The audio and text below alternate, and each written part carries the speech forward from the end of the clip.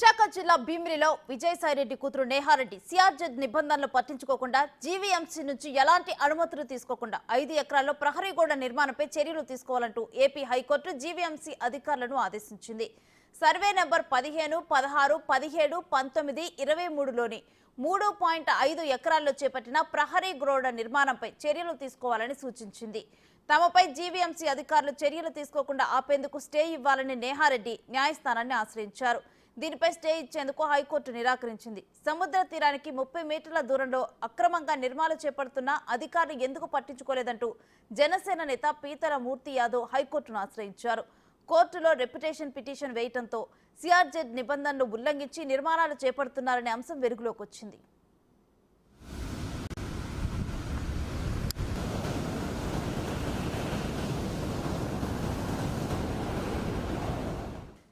నేహారెడ్డి నిర్మాణం చేపట్టిన పనులు ఎంతవరకు వచ్చాయనే అంశంపై మరింత సమాచారం మా ప్రతినిధి రాజు అందిస్తారు. నిద్రపోతున్న వాళ్ళని నిద్ర లేపొచ్చు, కానీ నిద్ర నటిస్తున్న వాళ్ళని నిద్ర లేపలేం. ఈ సామెత అచ్చంగా విశాఖ జిల్లాలో ఉన్నటువంటి అధికారులకి ఖచ్చితంగా యాప్ట్ అవుతుంది. ఎందుకంటే ఇక్కడ ఉన్నటువంటి అధికార యంత్రాంగం అంతా కూడా నిద్రని నటిస్తున్నారు.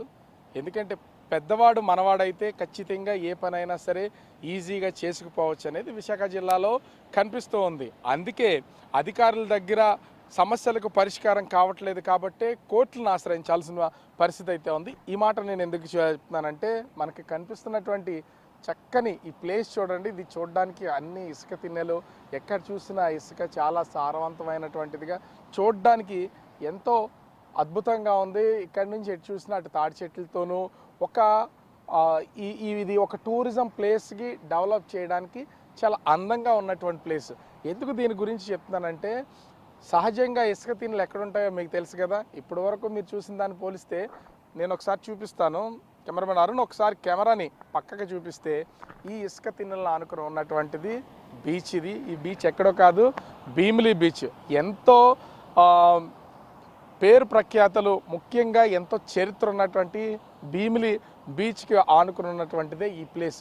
ఎందుకు దీని గురించి అధికారులను లింక్ చేస్తూ కోర్టులు లింక్ చేస్తూ చెప్తున్నాను అనుకోవద్దు. అటు విశాఖ సిటీలో ఉన్నటువంటి ఆర్కే బీచ్ నుంచి భీమిలి బీచ్ వరకు దాదాపుగా 30 కిలోమీటర్ల పరిధి ఉంటుంది. ఈ 30 కిలోమీటర్ల పరిధిలో ఎక్కడా కూడా అధికారుల అనుమతి లేకపోతే పల్లీలు బండి కూడా పెట్టడానికి అవకాశం ఉండదు. కానీ అదే అధికారులు మనవాళ్ళైతే, అదే అధికారులు రాజకీయ నాయకులకు తొత్తులుగా వ్యవహరిస్తే, వాళ్ళు చెప్పిన మాట వింటే ఏదైనా చెయ్యొచ్చు అని చెప్పడానికి నిదర్శనం. అరుణ్ చూపిస్తున్నాడు, ఏం చూపిస్తున్నాడు ఏంటి, ఇదంతా ఖాళీ ప్లేసే, ఇది కేవలం ఇక్కడ ఏదో గోడ ఉంది అని మాత్రం ఆలోచించకండి. కనిపిస్తున్నటువంటి ఈ గోడ సముద్రపు కెరటాలు, అంటే గోడకి అవతల ఉన్నటువంటి సముద్రపు కెరటాలకి ఎంత దగ్గరగా ఉందో చూడొచ్చు కదా. సముద్ర కెరటాలు వస్తున్నటువంటి ప్లేస్ నుంచి ఈ నిర్మాణం చేపట్టినటువంటి ఈ గోడ వరకు కేవలం 30 మీటర్లు మాత్రమే ఉంటుంది. ఇది సిఆర్జెడ్ వైలేషన్స్కి ప్రత్యక్షంగా కనిపిస్తున్నటువంటిది. ఎందుకంటే ఆ కోస్తా నియంత్రణ మండలి ఈ సిఆర్జెడ్లో ఎలాంటి అనుమతులు లేకుండా ఏ విధమైనటువంటి నిర్మాణాలను సముద్ర తీరంలో చేపట్టకూడదు. ఒకవేళ ఇలాంటి అధికారుల అనుమతులు తీసుకుని ఏ విధమైనటువంటి నిర్మాణాలు చేపట్టాలంటే సముద్ర తీరం నుంచి దాదాపుగా 500 మీటర్ల వరకు కూడా ఎలాంటి నిర్మాణాలు చేపట్టడానికి లేదు. ఆ తర్వాత నుంచి నిర్మాణాలు చేపట్టవచ్చు. కానీ ఇక్కడ నేను చూపిస్తున్నటువంటిది ఇదేదో పార్కు. చూస్తే ఈ పార్కుకి సంబంధించి పార్కులో ఏర్పాటు చేసిన బెంచీలాగాను ఇక్కడ ఒక పెద్ద గోడ ఉంది. నేను ఇదే గోడ మీద ప్రస్తుతం కూర్చుని ఎంజాయ్ చేయడానికి అయితే ఉంది. అయితే గోడ నిర్మాణం చేపట్టడం వెనక ఒక పెద్ద చరిత్ర కూడా ఉంది. నేను ఒకసారి కిందకి దిగి చూపిస్తాను. ఇది చూస్తే కనిపిస్తుంది కదా, అంటే ఇంచుమించుగా 4 అడుగులు పైనే ఈ గోడ ఇక్కడ ప్రస్తుతం అయితే నిర్మాణం చేసినట్టు నేను నిలబడిన దగ్గర నుంచి.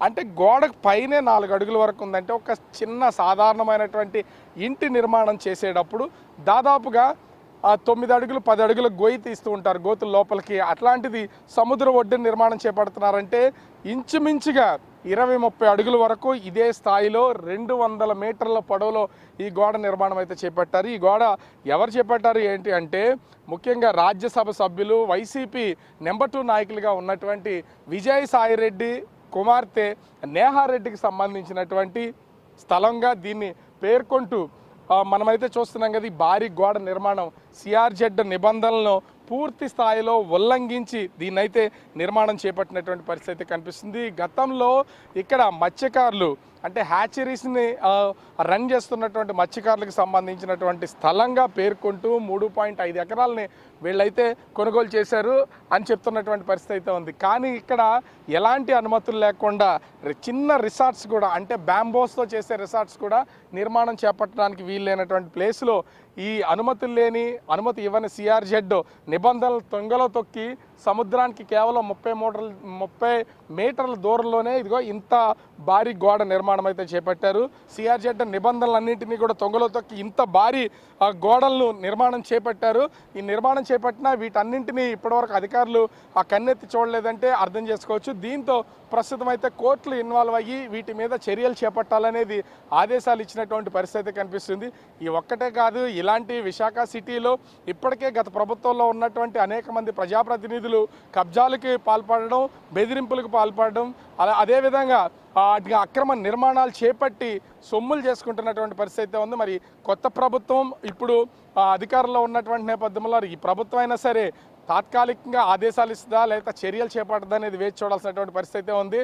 మనం చెప్పుకున్నట్లుగానే ఒక పల్లీల బండి పెట్టాలంటేనే సముద్ర తీరంలో బీచ్ల్లో ఎక్కడైనా సరే 1,00,000 పర్మిషన్లు అడుగుతున్నటువంటి అధికారులకు మరి ఇంత పెద్ద గోడల నిర్మాణం జరుగుతుంటే ఎందుకు కనిపించలేదు అనేది మాత్రం ఒక పెద్ద ప్రశ్నగానే కనిపిస్తుంది. ఇప్పటివరకు రాజ్యసభ సభ్యులుగాను వైసీపీ పార్టీలో నెంబర్ 2గా ఉన్నటువంటి విజయసాయిరెడ్డి, ఆయన కుమార్తె నేహారెడ్డికి సంబంధించినటువంటి స్థలం కాబట్టి అధికారులు వాళ్ళే నిర్మాణం చేపడుతున్నారు కాబట్టి అధికారులు కన్నెత్తి చూడలేదనే విమర్శలు కూడా వినిపిస్తున్నాయి. కెమెరామెన్ అరుణ్తో రాజు, బిగ్ టీవీ, భీమిలి, విశాఖపట్నం.